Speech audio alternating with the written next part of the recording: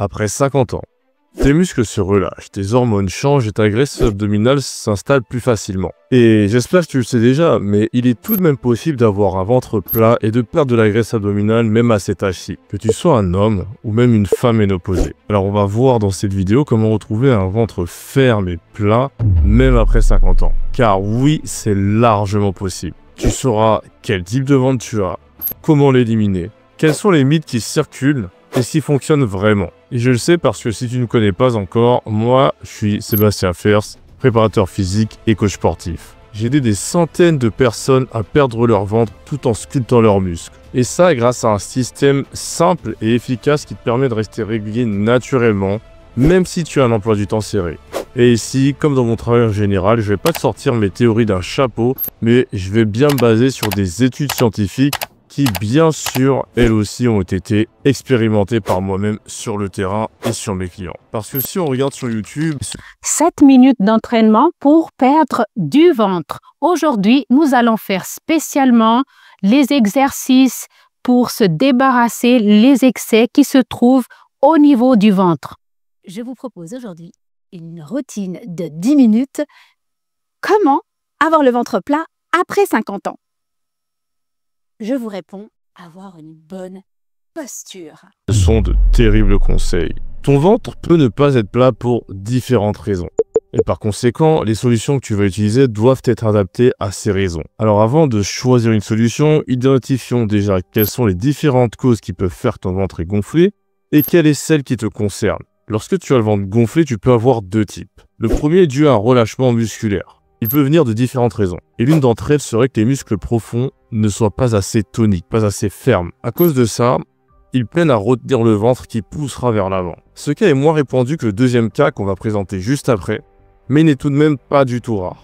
Le deuxième type de ventre, qui est beaucoup plus fréquent et qui certainement te concerne, est dû à un excès de gras. Ta accumulation de gras va être sous-cutanée et elle peut se trouver par-dessus les abdos, ce qu'on appelle généralement la graisse abdominale. Mais elle peut aussi se retrouver en dessous des abdos, près des organes, ce qu'on appelle généralement la graisse viscérale. Sachant que si tu as le deuxième type de ventre qu'on montre ici, c'est que tu as de la graisse abdominale et pas seulement un ventre gonflé. Alors que la graisse viscérale peut elle aussi être présente dans le premier cas, donc lorsque tu as simplement le ventre gonflé. Et enfin, souvent, dans la plupart des cas, tu as un mix de ces deux types de ventre. C'est-à-dire que tu auras à la fois un ventre gonflé et à la fois un surplus de gras au niveau soit abdominal, soit viscéral, voire même bien souvent les deux. Imagine ton ventre un peu comme un matelas, avec une armature solide. Alors il va se bomber sous la pression interne. Cette pression interne sera créée par les organes et tout ce qui se trouve dans ton ventre. Et l'armature du matelas, ça représentera tes abdos, tes muscles profonds, tes transverses. S'ils sont toniques, alors ton matelas restera plat. Plus tard, on va voir qu'il y a différents facteurs qui, malgré des bons transverses, peuvent faire que tu auras un ventre gonflé et donc un matelas qui sera déformé. Car même s'il est bien armé, il peut être déformé s'il y a des excès d'air. Et dans d'autres cas, cet air vient souvent des intestins lorsqu'ils sont inflammés. Alors voyons maintenant pourquoi l'inflammation de tes intestins peut faire gonfler ton ventre et aussi voyons comment on peut y remédier. Ton intestin contient des milliers de micro-organismes, des bactéries, des levures, etc. Et tout ça, cette flore intestinale et toutes les bactéries qui la composent, on appelle ça le microbiote. Et le microbiote va être extrêmement important pour le fonctionnement de ton organisme. Et ça à tous les niveaux. C'est-à-dire que tes intestins auront une influence directe sur ton cerveau, comment tu vas sécréter tes hormones, comment tu vas te sentir, etc. Et beaucoup d'études comme celle-ci montrent qu'ingérer certaines bactéries qui sont normalement déjà présentes dans l'intestin permet un soulagement de tout ce qui est ballonnement et constipation, et indirectement, il créerait une diminution de ta graisse abdominale et viscérale, et donc un ventre plus plat.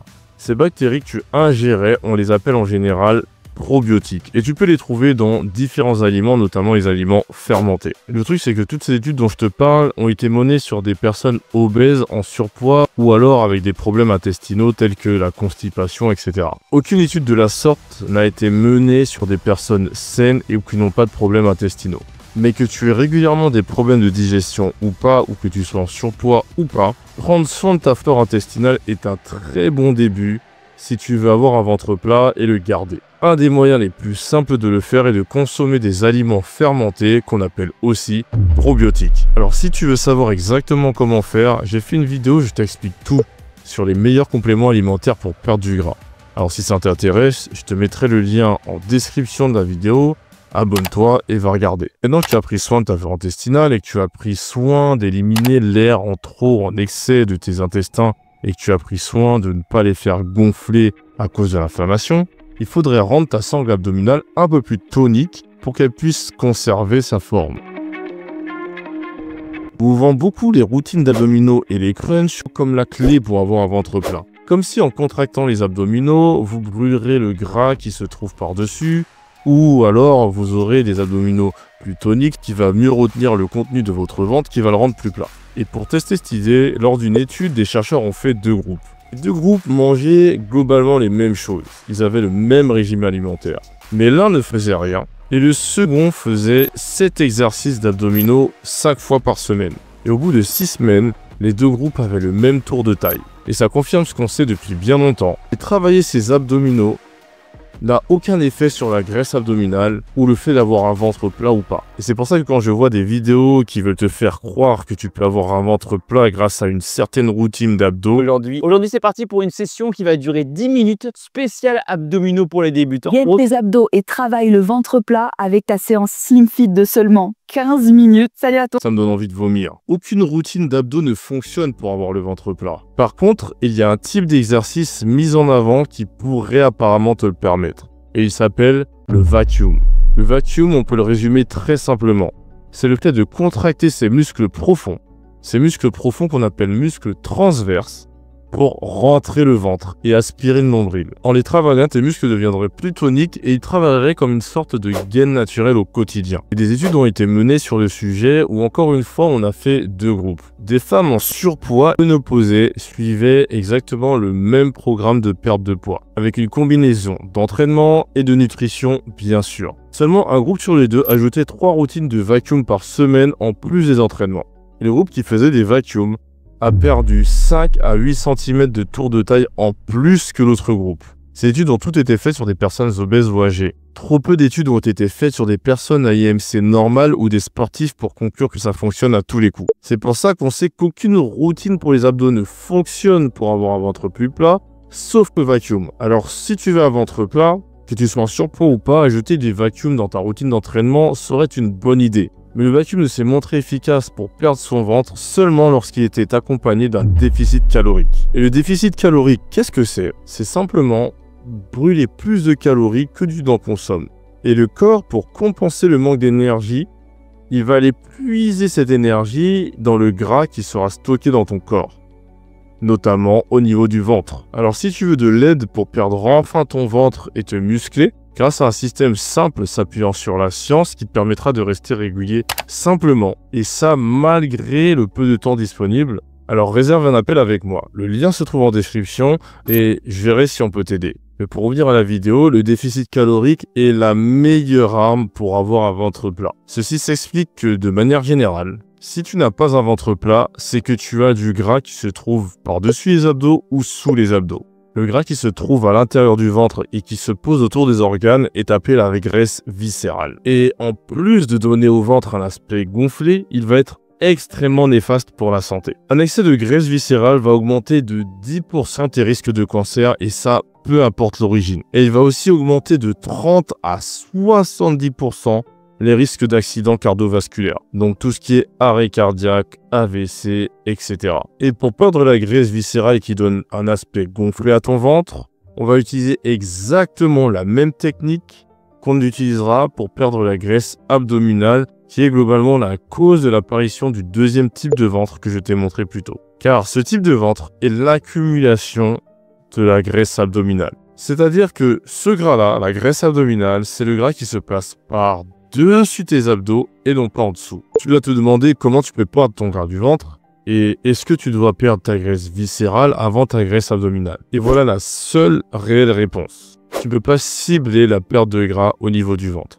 Si tu fais une perte de gras, tu vas perdre de partout, au niveau des bras, des jambes, des fesses, etc. Mais ça veut dire que tu vas perdre en même temps ta graisse abdominale que ta graisse viscérale. Et toutes les études scientifiques menées sur le sujet de comment perdre du ventre sont unanimes. Parmi toutes les techniques qui fonctionnent, que je t'ai présentées jusque-là, il y en a une seule et unique qui permet à tout le monde, à tous les coups, de perdre du ventre et d'avoir un ventre plus plat. C'est l'incorporation d'un déficit calorique. La perte de gras et le déficit calorique est la seule arme qui est sûre de fonctionner à tous les coups, peu importe ton âge. Alors si tu veux apprendre à mettre en place des systèmes simples qui s'appuient sur la science, qui te permettront de rester régulier naturellement pour avoir un ventre plat tout en sculptant ta musculature, même avec un emploi du temps serré, réserve un appel avec moi, le lien se trouve en description et on verra comment on peut t'aider. Sache que pour faire un bon déficit calorique, il est important de brûler plus de calories que ce que tu consommes et toutes les calories que tu vas consommer vont provenir de ton alimentation. Tandis que toutes les calories que tu vas brûler vont provenir de ta vie quotidienne et du sport. Donc tu vas devoir faire en sorte que tu manges moins de calories que ce que tu vas aller brûler dans ta vie de tous les jours, donc quand tu vas travailler, etc. et dans ton entraînement. Si tu veux savoir exactement comment on fait, alors je t'invite à regarder mes autres vidéos sur la chaîne où je t'explique tout. Et je vais sortir d'ailleurs bientôt une autre vidéo où je parle des meilleurs exercices qui te permettent de mettre en place un déficit calorique. Alors abonne-toi pour ne pas la rater et je mettrai le lien de cette vidéo ici quand elle sortira. D'ici là, on se voit dans la prochaine vidéo. À bientôt.